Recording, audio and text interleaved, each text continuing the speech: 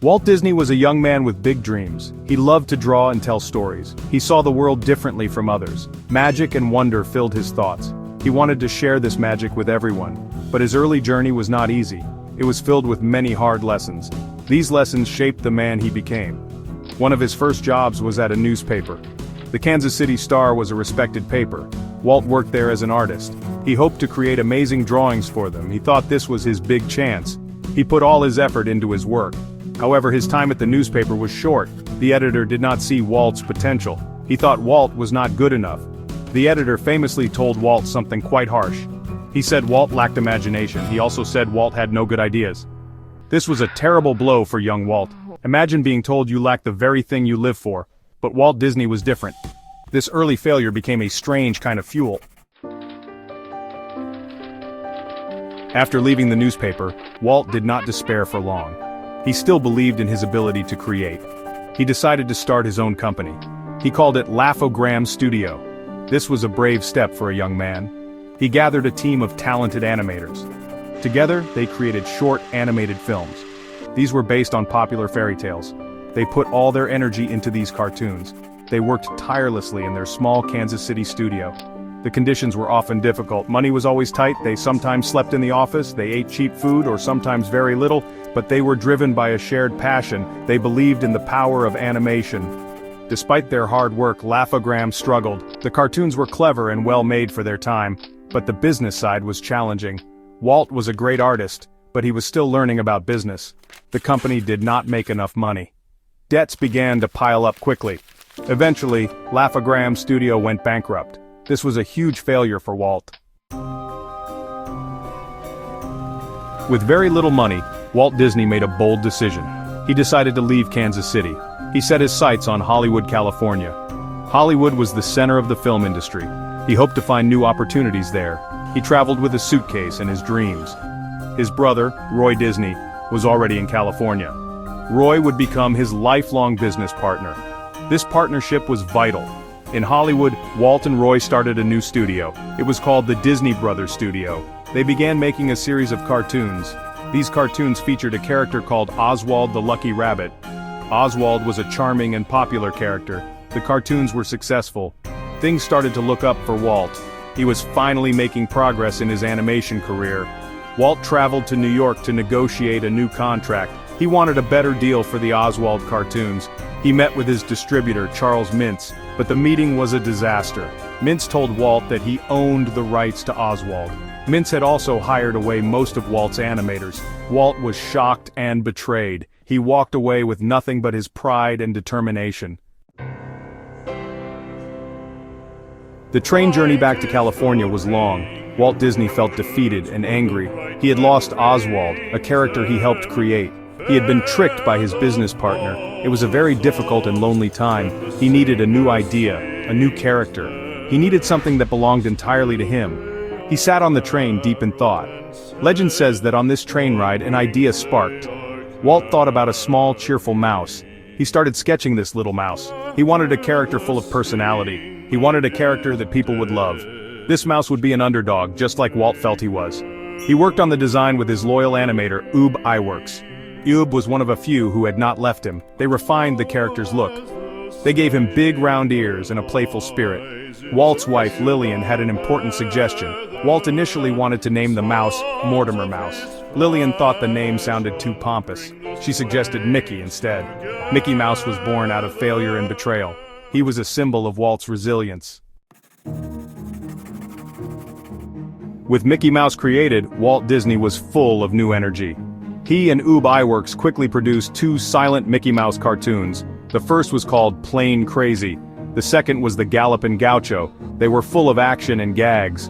Walt was sure these films would be hits. He screened them for distributors in Hollywood. He hoped they would see Mickey's potential. However, the response was disappointing. Distributor after distributor rejected Mickey Mouse.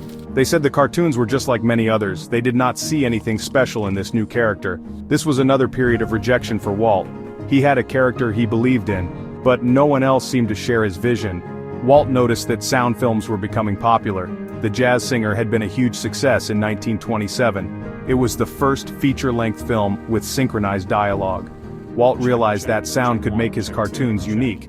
He thought sound could bring Mickey Mouse to life. Despite the risks, Walt decided to take the chance. He believed sound was the future. He started working on a third Mickey Mouse cartoon. This one would have synchronized sound. It would be called Steamboat Willie. He was determined to make Mickey Mouse a star.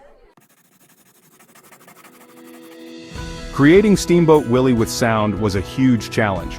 Walt Disney and his small team worked day and night. They had to invent new techniques. They needed to synchronize music, sound effects, and animation perfectly. This had never been done so well before. Walt himself provided the voice for Mickey Mouse. He squeaked and whistled into the microphone.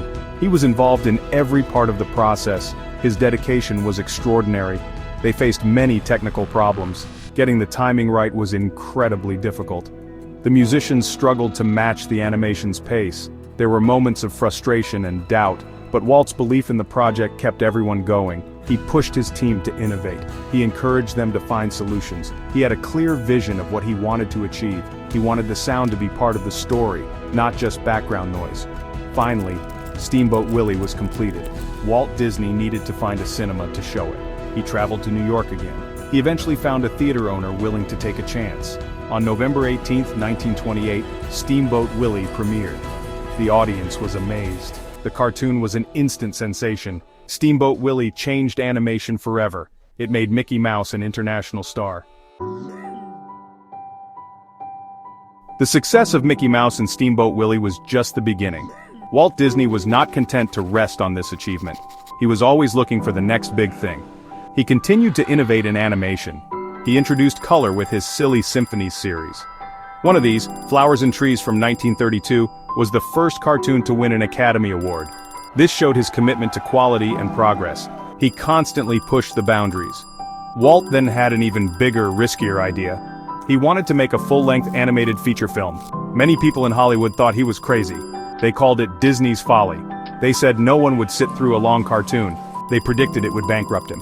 Animating a feature film was a massive undertaking. It would require more artists, more money, and more time than ever before. Despite the doubts, Walt pressed forward with Snow White and the Seven Dwarfs. He drove his animators to achieve new levels of realism and emotion. He wanted characters that audiences would truly care about. When Snow White and the Seven Dwarfs premiered in 1937, it was a triumph. Audiences and critics loved it. It became the highest-grossing film of its time. It established Walt Disney Productions as a major Hollywood studio. Walt Disney's imagination did not stop at films. He often took his daughters to amusement parks. He found these parks to be dirty and uninspiring. He watched parents sitting on benches bored. They had nothing to do while their children played. Walt started dreaming of a new kind of park. He imagined a place where families could have fun together.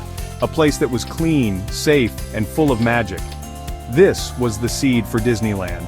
This idea was even more ambitious than a feature film. Building a theme park was a massive undertaking. It would cost millions of dollars. Many people, including his brother Roy, thought it was too risky.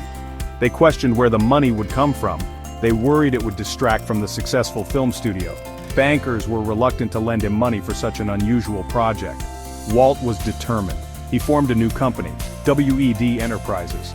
He gathered a team of artists, architects, and engineers. They were called Imagineers. He used his own money. He borrowed against his life insurance. He even made a deal for a television show.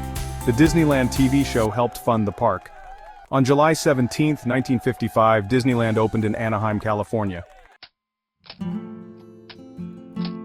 Walt Disney's journey from a fired newspaper artist to a global icon is truly remarkable.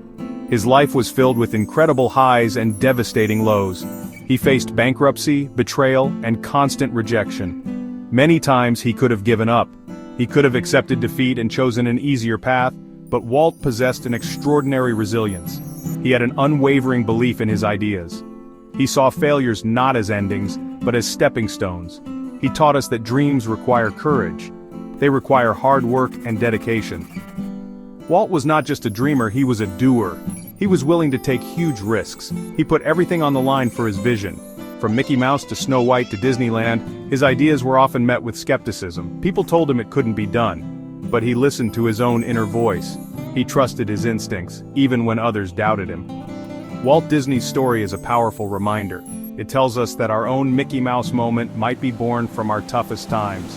When things seem darkest, that is when we need to dig deepest. That is when our most creative ideas can emerge.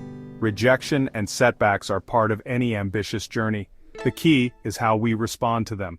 Do we let them define us, or do we use them to fuel our determination? Hit that subscribe button if you're building your dream too. Leave a comment below. What's your Mickey Mouse? And remember, the world doesn't need you to be perfect. It needs you to be persistent. See you in the next story that inspires greatness.